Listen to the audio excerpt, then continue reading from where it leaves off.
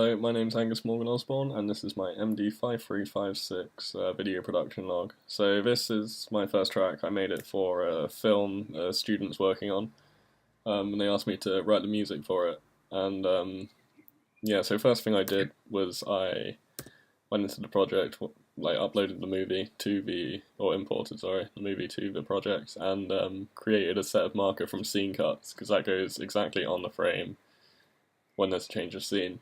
And after that, I looked for key scenes I wanted music to kind of stick to. And yeah, I edited tempo accordingly throughout the track for recording some stuff in. Well, I kind of did it in sections, so this first section, second section, third and fourth. I edited them along the way. However, every time I'd record something in, I then SMPTE locked the audio tracks, so that they wouldn't move around if I did need to edit tempo further in the future, because that would mess it up. So yeah, they asked me for some kind of classical, but also very synth-based music with some eerie tones to it. So I started off with some slow pads at the beginning, and just went in and wrote music that I thought fit the scenes well. So yeah, for example, I've got a lot of like modulation and pitch changes throughout the track, just to add a bit of eeriness. Like over here, the room turns red, and I've kind of added a weird pitch bendy string section to it. I'm sorry.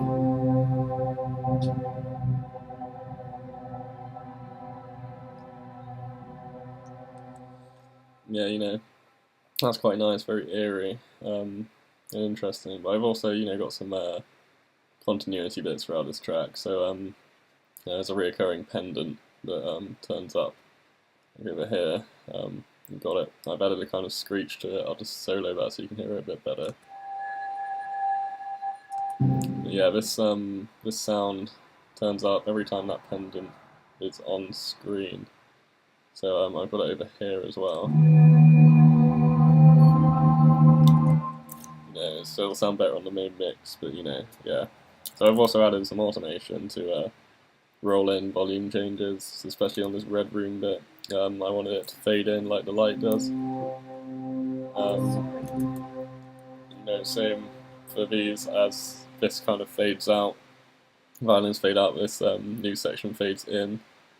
And I've added some sound effects to, well, not sound effects, just musical parts to highlight these little changes, like that, for example. Yeah, they wanted an eerie tone to this track. I think I've achieved that. But let's move on to the advert. Oh, sorry, real quick. I also faded it out right at the end so that yeah, they wouldn't get stuck with the tail end of audio at all. Yeah, so they can just work with that as it is. I just wanted to show you how I edited a lot of the tempo throughout this track. So if I press D here, I can open the tempo of the little media window, or the event window. So I got the tempo drop-down menu and edited it very precisely to this frame. So I'll just try and demonstrate that here. So yeah, for example, over here, I've just edited it to the scene so it snaps exactly by the frame, which you can't do with just a picture because it doesn't quite work like that, unfortunately. But yeah, that's how I did that. I'll just move on to the next track now. This one, I made an advert for a company not too long ago. And I used the same kind of method. I imported the movie, I got the marker sets, and edited tempo accordingly. Now, they wanted the sound of a camera to be incorporated into the beat. They sent me the video and asked me if I could edit over here. So I added the sound of that camera, and it kind of just continues throughout the song.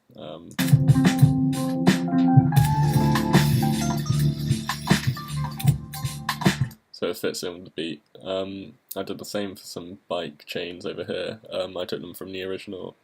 I took the chains from the original video, not the camera. I had to get samples myself for that. So yeah, I'll demonstrate that.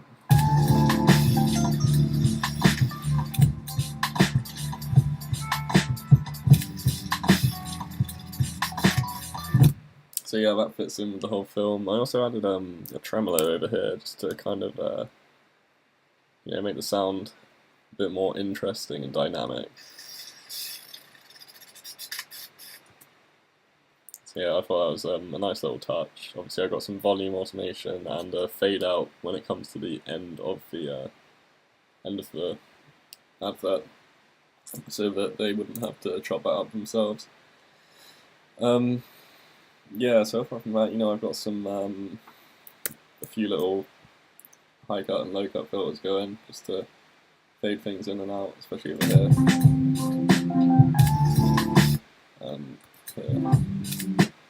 Here. That just makes it a bit more interesting, and I think really works with the way the advert is. Obviously, again, I SMPC locked every track along the way, so we wouldn't move about. So it's not too bad when you're working with MIDI, but audio is a real nightmare if it's not locked. It just goes all over the place if you need to edit tempo at all. So yeah, I did that. They were very happy with this track. They said it was perfect for what they wanted. However, yeah, that's been my video production log. Thank you very much.